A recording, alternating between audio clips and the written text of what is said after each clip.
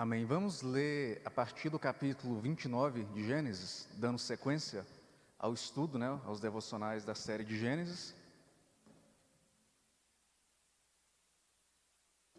Gênesis, a partir do capítulo 29. Nós vamos rapidamente, antes de chegarmos aqui ao versículo 15, quando nós vamos iniciar o tema proposto de hoje, que é o casamento de Jacó com Lia e Raquel, fazer uma rápida retrospectiva do que aconteceu até o momento, principalmente na sequência, nos versículos anteriores aqui do capítulo 29.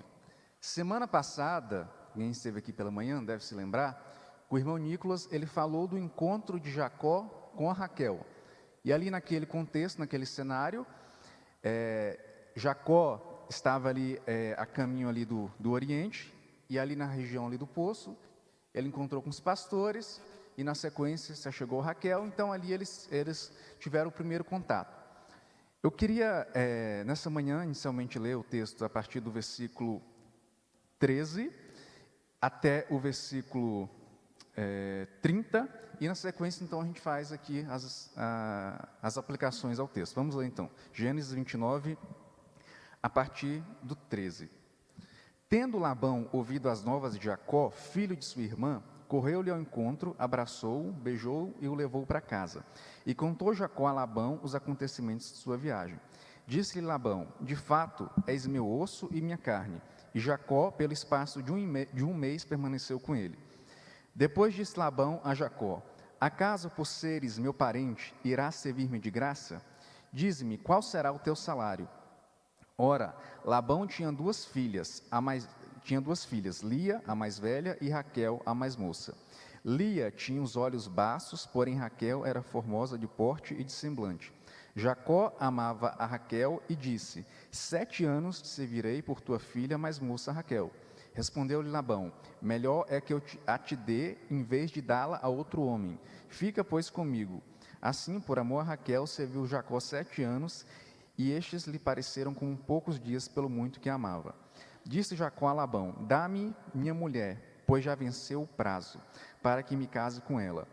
Reuniu, pois, Labão todos os homens do lugar e deu um banquete. À noite conduziu Lia, sua filha, e a entregou a Jacó, e coabitaram. Para a serva de Lia, sua filha, deu Labão Zilpa, sua serva. Ao amanhecer viu que era Lia. Por isso disse Jacó a Labão: que é isso que me fizeste? Não te servi eu por amor a Raquel? Por que, pois, me enganaste? Respondeu Labão: não se faz assim em nossa terra. Dá-se a mais nova antes da primogênita. Decorrida a semana desta, dar-te-emos também a outra, pelo trabalho de mais 7 anos que ainda me servirás. Concordou Jacó e se passou a semana desta. Então Labão lhe deu por mulher Raquel, sua filha. Para a serva de Raquel, sua filha, deu Labão a sua serva Bila. E coabitaram, mas Jacó amava mais a Raquel do que a Lia, e continuou servindo a Labão por outros 7 anos. Então, o que é que diz o texto aqui do capítulo 29 até os versículos que nós lemos? Nós temos aqui Jacó, Labão, que era seu tio, Jacó era sobrinho de Labão, eles se encontraram. Jacó então resolve ficar naquela região e ele passou a trabalhar para Labão. Ele viu, desde aquele momento ali do poço, ele se encantou por Raquel, então ele pede que a Labão, que ele pudesse se casasse com Raquel. Então ele trabalha inicialmente 7 anos, após esses 7 anos, ele exige o pagamento dessa recompensa, só que Labão então engana Jacó.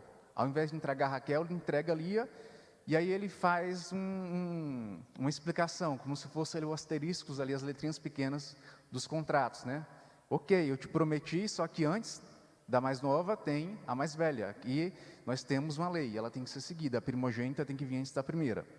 Então, Jacó, ele pede Raquel, e após uma semana, aquela semana inicial de núpcias, então Raquel também é entregue. Então nós temos esse contexto aqui, e cada uma das duas filhas, tanto Lia como Raquel, também são entregues também junto com elas as suas servas, Bila e Zilpa. Então nós queríamos deixar aqui 4 pontos fundamentais nessa manhã de aplicação desse texto. O primeiro ponto fundamental que, embora estivéssemos aqui nesse contexto, A gente precisaria retornar lá no capítulo 28, versículo 15, que é o quê? Deus guia Jacó. Deus guia Jacó. No capítulo 28, versículo 15, 28, 15. Eis que eu estou contigo e te guardarei por onde quer que fores, e te farei voltar a esta terra, porque te não desampararei, até cumprir aquilo que eu te hei referido, aquilo que eu te prometi, aquilo que fiz promessa em relação a ti. Então Jacó, ele saiu da sua terra, ele estava numa outra terra, o objetivo dele inicial aqui era encontrar uma esposa, só que aí a gente vê que, diferente de seus antepassados, não houve parte de Jacó nenhum exercício espiritual, não houve nenhum momento de oração, não houve nenhuma conversa com Deus, ele perguntando realmente para Deus se Raquel era do agrado dele. O que ele fez foi confiar nos seus olhos. Mas mesmo nesse contexto aqui, em que Jacó saiu da sua terra, estava em outra terra, você vê a providência de Deus, quando ele encontra os pastores falam que conheciam Labão, que era seu parente, situam ele naquela terra. Então você vê que Deus, ele tinha um propósito na vida de Jacó. Deus tinha providenciado respostas para aquilo que Jacó precisava, que era naquele momento, quando ele chega àquela cidade, àquela região, se situar e mostrar para ele que tinha um parente. Então, esse contexto, essa história aqui, ela passa pela providência de Deus em relação à vida de Jacó. E aí nós vamos avançar para um segundo ponto, que mostra que Deus, ele vai tratar Jacó, ele vai disciplinar Jacó. Ele vai disciplinar de que forma? Da mesma maneira como ele enganou a seu irmão, enganou seu pai, Deus vai providenciar essa disciplina com as mesmas semelhanças. Lia era a primogênita, Esaú também era o primogênito. Labão enganou Jacó, assim como Jacó enganou a seus familiares. Deus vai usar a mesma história, o mesmo fundamento para tratar Jacó. Ele vai dizer, mas por que fizestes isso? Por que me enganaste? Ele questionando Labão. Mas ele também tinha enganado anteriormente. Que autoridade que ele tinha para questionar alguém do engano, se ele também tinha se valido da mesma estratégia? Então ele começa dentro desse contexto aqui, os 7 anos, ele já tinha passado por 7 anos, é importante a gente falar disso, que foram 7 anos, uma semana, ele já tinha Raquel e depois ele ficou mais 7 anos. Não foram 14 anos até ele ter Raquel. Você vê algumas pessoas falaram por aí que foram 14 anos, não foram 14 anos, ele ficou 14 anos trabalhando, na verdade foi até um período maior, mas foram 7 anos, uma semana, e depois ele já teve Raquel. Mas a gente volta aqui e vê que Deus está usando as circunstâncias para tratar um caráter. Se a gente segue mais à frente, no capítulo 32, quando ele já está retornando, quando Jacó se reconcilia, enfim, que Jacó, Deus inclusive muda o nome desse homem para Israel. Deus mais à frente acha graça da vida de Jacó. E a história dele mostra que nós somos, assim como Jacó, pessoas que pecam, pessoas que precisam aprender com as circunstâncias, e muitas vezes Deus também usa as circunstâncias dos nossos pecados, as consequências dos nossos pecados, para nos tratar, para nos disciplinar, para mostrar aonde é que nós temos errado. E às vezes nós não vamos nos atentar a isso. Então, se às vezes você está passando por algum momento difícil, por alguma luta, por alguma adversidade, Deus pode estar usando essas circunstâncias, Deus geralmente usa essas circunstâncias para nos tratar, para nos mostrar aonde nós temos errado. Porque nós somos muito bons em esquecer as consequências dos nossos pecados. Na sequência, nós temos, então, aqui o casamento, nós tivemos já aqui a união de Lia com Jacó e de Raquel também. E nós temos uma família que, Hebreus 12, do 6 a 11, vamos ler. Hebreus 12, do 6 a 11, você já estava esquecendo desse texto. Importantíssimo.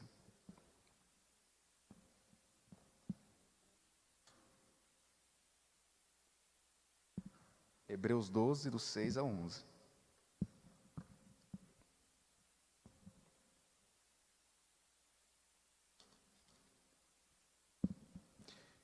Porque o Senhor corrige a quem ama e açoita a todo filho a quem recebe. É para a disciplina que perseverais. Deus vos trata como filhos? Pois que filho há que o pai não corrige? Mas se estáis sem correção, de que todos se têm tornado participantes, logo sois bastardos e não filhos. Além disso, tínhamos os nossos pais, segundo a carne, que nos corrigiam e os respeitávamos. Não havemos de estar em muito maior submissão ao Pai espiritual, e então viveremos? Pois eles nos corrigiam por pouco tempo, segundo melhor lhes parecia. Deus, porém, nos disciplina para aproveitamento, a fim de sermos participantes da sua santidade. Toda a disciplina, com efeito, no momento não parece ser motivo de alegria, mas de tristeza. Ao depois, entretanto, produz fruto pacífico aos que têm sido por ela exercitados, fruto de justiça. Por isso, só até aqui. Então, até aproveitando, né, os adolescentes aqui, fazendo uma aplicação em relação a isso, muitas vezes nós questionamos os nossos pais por que eles nos disciplinam, e a única resposta é porque nós somos filhos. Se eles não nos tivessem amor, eles não nos disciplinariam. Então, Deus nos disciplina porque Ele nos trata como filho e nos ama. Deus corrige a quem Ele ama. E se Ele corrige, é para sermos aperfeiçoados, é para sermos transformados, é para termos nosso caráter transformado, para vivermos a santidade. Deus nos quer santos, irrepreensíveis. Se Deus não nos corrigir, se Deus nos deixar da maneira como nós estamos, nós não passaremos pelo processo. Nós não chegaremos à santidade, à perfeita santidade, que Ele espera de nós. Então Deus disciplinou Jacó com a mesma circunstância, para que ele pudesse ser tratado. Deus já tinha visto a história de Jacó, já de maneira ampla, desde o início até o fim, e ele já sabia o que ele queria para Jacó. Embora Jacó estivesse ali, meio inseguro, sem buscar Deus.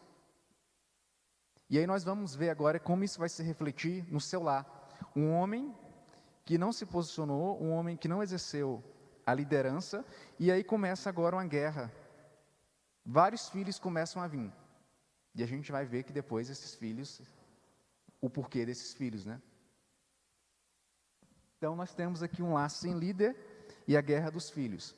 Então Lia gera 4 filhos, a Seva, Raquel, a Seva, enfim, no final aqui a gente vai ter 12 filhos. E o tempo inteiro a gente vai ver nos versículos 31 seguintes, que essas mulheres, tanto Lia como Raquel, elas assumem o controle desse lar. Uma, pela idolatria do marido, buscando a atenção do marido, porque era desprezada. A outra, pode voltar. A outra, porque não poderia ter filhos. E a palavra, na sequência do texto, do versículos 31 até o versículo 35, a gente vai ver muito bem isso. Em nenhum momento há um posicionamento aqui de Jacó em relação ao lar dele, em relação às circunstâncias que ele estava. Ele vai deixando a vida seguir. Então vamos ler agora a sequência do texto, versículo 31. Vendo o Senhor que lhe era desprezada, fê-la fecunda, ao passo que Raquel era estéril. Concebeu, pois, Lia e deu à luz um filho, a quem chamou Ruben, pois disse: o Senhor atendeu à minha aflição. Por isso agora me amará meu marido. Concebeu outra vez e deu à luz um filho, e disse: soube ao Senhor que era preterida e me deu mais este. Chamou-lhe, pois, Simeão. Outra vez concebeu Lia e deu à luz um filho. E disse: agora, dessa vez, se unirá mais a mim meu marido, porque lhe dei à luz 3 filhos. Por isso lhe chamou Levi. De novo concebeu e deu à luz um filho. Então disse: esta vez louvarei ao Senhor, e por isso lhe chamou Judá, e cessou de dar à luz. E o texto prossegue. E a gente vai ver mais filhos. A gente vai ver alguns conflitos aqui. E Jacó continua deixando a vida seguir. Conflitos. Uma era desprezada, a outra queria ter filhos. Isso vai repercutir em um outro pecado dessas 2 mulheres, que é a idolatria. Infelizmente, a gente não conseguiu estudar um outro personagem também interessante para a história, que é Labão. A gente focou um pouco mais em Jacó, em Lia e em Raquel. E essas duas mulheres, elas nos mostram que a idolatria estava presente no coração delas. Assim como muitas vezes a idolatria está presente nos nossos corações. Quando o nosso foco não é Deus. O alvo de Lia não era Deus. O alvo de Raquel não era Deus. O alvo de Lia era a atenção, era o amor do seu marido. O alvo de Raquel eram os filhos. Ela queria ser mãe. A ponto de elas, inclusive, entregarem as suas servas para que pudessem gerar mais filhos. E mesmo nesse contexto aqui, Deus, né, ele tinha planos, né, para esses 12 filhos aqui. E a gente vê que, como disse Calvino, que pode passar isso. Um coração humano corrompido é uma fábrica de ídolos. Então, esses dois corações corrompidos, eles fabricaram ídolos. Uma, o marido, e a outra, os filhos. Então, voltando para o tema da exposição dessa manhã, o casamento de Jacó com Lia e Raquel. O que esse casamento trouxe de lições e de aprendizados aqui para as nossas vidas e que eu queria deixar aqui realmente como pontos fundamentais dessa manhã? Primeiro, Jacó não consulta a Deus. Então, você jovem, você adolescente, se você toma alguma decisão sem consultar a Deus, sem buscar cumprir fielmente a vontade de Deus, você vai ter problemas. Jacó teve problemas com suas escolhas. Essas mulheres também, em nenhum momento, elas buscaram a Deus em oração, perguntando se de fato aquilo que elas estavam vivendo era aquilo que Deus queria para elas. Deus usa as circunstâncias para disciplinar, para tratar, para tornar apto Jacó a um plano, a um projeto que ele tinha. Mas na frente a gente vai ver que Jacó então retorna à sua terra. Por fim, é o pecado da idolatria. Fica muito claro, presente aqui nesses relacionamentos, nesse triângulo amoroso aqui, que a gente pode chamar, que a idolatria estava presente. Uma era os filhos e a outra o marido. Então que a gente possa refletir e meditar se de fato a gente tem colocado Deus em primeiro lugar e se temos feito do nosso marido, dos nossos filhos, motivo de idolatria. Será que se perdermos hoje a nossa esposa, o nosso esposo, um filho, uma filha, será que a nossa vida vai prosseguir? Ou será que a gente vai fincar os pés nas circunstâncias, nos problemas e não vamos mais prosseguir para o alvo? Qual tem sido as nossas prioridades? Será que Deus tem sido realmente a prioridade? E que possamos nos lembrar, assim como Deus, lá em Gênesis 28, 15, Ele fez essa promessa a Jacó: e eis que estou contigo e te guardarei por onde quer que fores. Deus tem um plano para as nossas vidas. Mesmo a gente desviando um pouquinho da rota, se a gente for filho, Deus vai cumprir os planos que Ele tem para as nossas vidas. A gente pode tomar caminhos de rebeldia, a gente pode querer negar essa natureza, mas Deus vai usar as circunstâncias, Deus vai usar pessoas, Deus vai usar os nossos pecados para nos tratar. Se formos filhos, Deus vai fazer a obra em nós, apesar de nós. Então essa era a palavra devocional que eu queria deixar essa manhã, e que possamos sempre refletir e meditar na palavra, entendendo que nenhum personagem, nenhuma história bíblica é por acaso. Lia, Judá, é a descendência de Cristo. Então, essa mulher que era desprezada pelo marido, ela foi recompensada como sendo uma das mulheres que tem a genealogia de Cristo. Então, muitas vezes a gente esquece que Deus, apesar das circunstâncias, Ele tem planos e propósitos maiores do que a gente possa compreender. Então, vamos orar e agradecer a Deus. Pai, em nome de Jesus, ó Deus, muito obrigado, ó Deus, por essa manhã, pela Tua palavra, ó Pai, que possamos, ó Deus, aprender com Jacó, ó Deus, a como não fazer, ó Deus, em decisões importantes, ó Deus, para as nossas vidas, como um casamento, ó Pai, que possamos Te consultar, Te buscar, meditar, Senhor, encontrarmos motivo de alegria, ó Deus, a tomarmos qualquer decisão, Pai, que não sejamos guiados pelos nossos olhos, pela carne, ó Deus, que possamos confiar, que possamos ter realmente a confiança e a fé, ó Deus, que só Ti, ó Deus, só Ti, a Ti, nós devemos, ó Deus, render louvores, motivo de realmente de gratidão, ó Pai, pelas nossas vidas, ó Pai.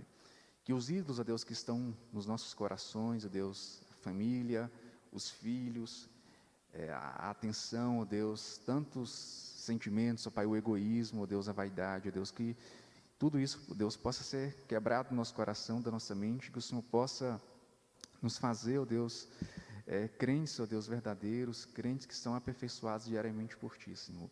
Usa as circunstâncias, usa, ó Deus, os nossos pecados, ó Deus, para nos tratar. Que possamos, ó Deus, diariamente, ó Deus, cada vez mais, buscarmos a Ti, ó Deus, em oração e na leitura da Tua palavra. Nós oramos e agradecemos no nome de Jesus. Amém.